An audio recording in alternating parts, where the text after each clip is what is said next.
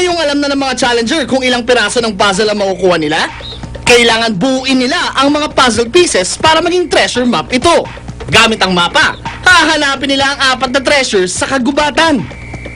Ang pinakamabilis na makakompleto ng 4 na treasure sa loob ng 15 minutos ang magkakaroon ng pinakamalaking puntos sa challenge na ito.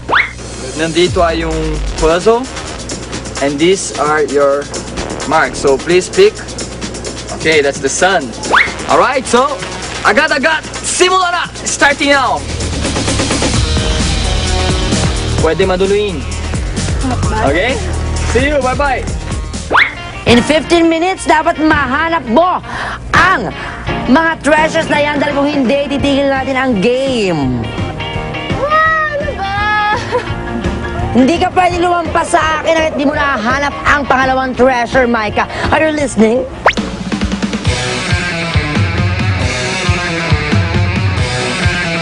Isang treasure lang, makakapunta ka na sa 3rd station. Come on, Micah.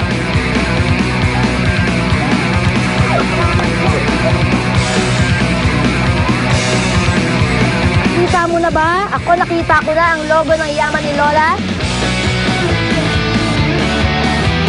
Yung sa fort yung hindi ko nakita kasi nasa dulo-dulo pala yung akin tapos nakabaligtad pa.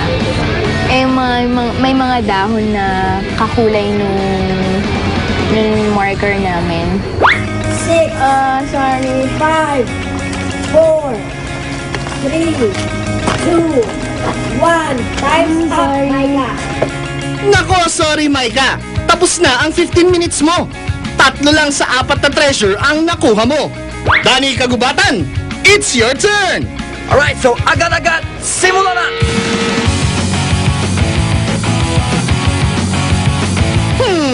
Mukhang sa pagbuo pa lang ng mapa ay hirap na si Danica. Paano pa kaya sa paghahanap ng kayamanan? This is the 2nd station. Ibig sabihin, ikaw ay pansamantalang naliligaw. Ano bang hinahanap mo? Lip? Dahon? Baka meron dun. This is the 2nd station eh. Hindi, first. 2nd nga, di ba? 2nd. Mainit ang ulo ko today. 2nd station ito. Kulit-kulit. Hindi ko siya maintindihan. Hindi yung binubuo ako. Kala ko yung station na yun, yung puzzle na yun yung hahanapin. Hindi ko alam na hahanapin pala yung nabunot kong dahon. Ayan. Ito yan, di ba? Ayun o, nakita mo yung mga flaglets na yan. Nandiyan yan. Buti nagbigay ng clue si Salve. Kaya lang ang tagal ko bago na kasi nahihilo na talaga ako ng sobrang init.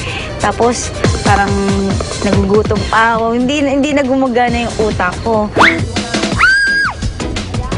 Nakakainis! Iba yung hinahanap mo. You're barking at the wrong tree. Nakakatuwa siya kasi sinasabi niya rin yung mga clue. Kaya lang minsan nakakataranta siya. Danica! Anong petsa na?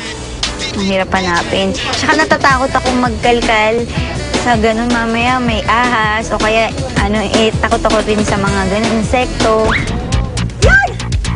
Sa tree, yung sa may lulusot sa may puno, yun nakita ko rin siya agad. Tsaka yung sa station po, nakita ko rin siya agad. So, 1, 2, 3, 4. Sa loob ng 30 minutes and 10 seconds, natapos si Dani Kagubatan ang paghahanap sa 4 na treasure. Susunod na si Donna Hantera. Mahunting kaya niya ang 4 na treasure? Agad, simula na! Good luck! Remember, we have 4 stations. 1 treasure per station. Ano na ang ating 3rd challenger? Paparating na dito, si Donna! Ni Lola. Anong gagawin mo? Di puntahan mo. Ako pupunta doon? Ako bang challenger?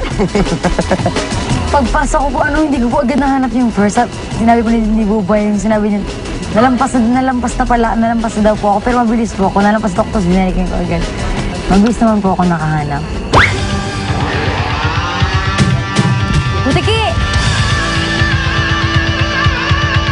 Pag nahanap daw po yung logo ng nasa paligid lang daw dun yung Tapos 4 daw ang kailangan.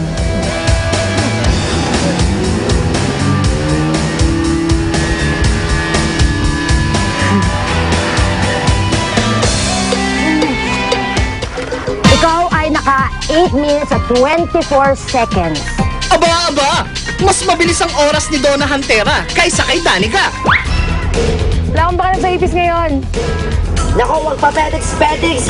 I'm telling you, medyo mabilis si Donna sa kanyang round kanina. Tuloy ang treasure hunting sa pagbabalik ng... Yaman ni Lola.